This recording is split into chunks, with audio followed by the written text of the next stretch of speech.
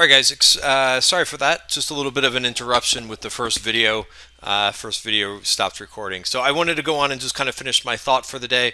So we were talking about a lot of sector rotations. Also, what I saw at the end of the day, because I wanted to kind of develop just the plan going forward for what you can kind of expect a little bit.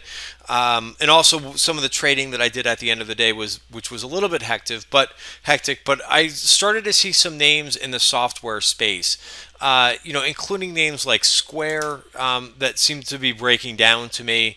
I don't think that this is completely natural, that we saw just a breakdown in a lot of different names. If you kind of span over the group, ServiceNow was down 1.6%.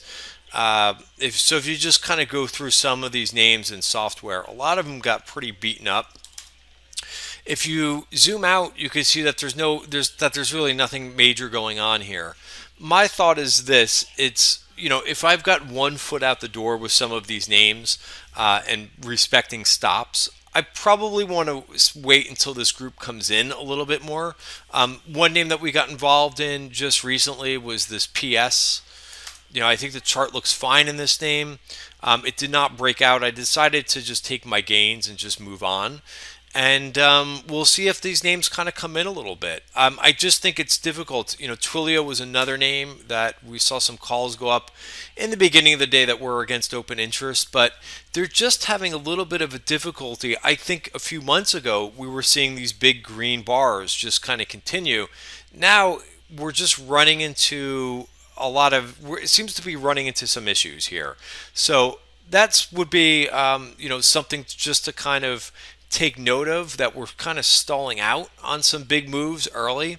So what would I be missing here if I decided to, abandon this group a little bit for the short term? And again, it doesn't mean necessarily completely abandon the group, but maybe not have such an overweight feeling on what's going on in this group. And I think for now, maybe just waiting for a little bit of a mini correction, or just having some exposure, but not an overweight exposure to the group.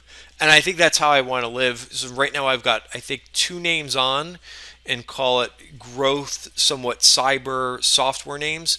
And we'll kind of leave it there for a bit and maybe wait until these names come in a little bit, because if we do see more of these sector rotations, that again is not really going to move the needle in terms of the VIX, which is at a 12. Because all the moves are happening underneath the hood, right? And the VIX is doing what it should be doing. It's measuring short-term volatility in the index itself. It's just not going to pick up on sector rotation. That's the wrong tool. So if that's going to continue, then you can kind of think about how you want to position yourself within sectors.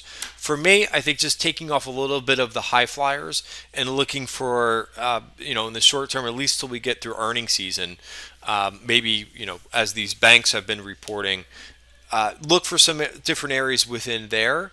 And if we do continue to see some volatility in names that I'm in, I probably want to get out rather quick, even though, they were set up for like a few days to a couple weeks swing trade. If it's not working, I would rather get out rather than stick in a loser or something that's going to cause some pain in the short term. All right, guys, so that's it for the second part of today's video. Thanks for being patient for the second part, and have a great night. Have a great night, everybody. See you tomorrow.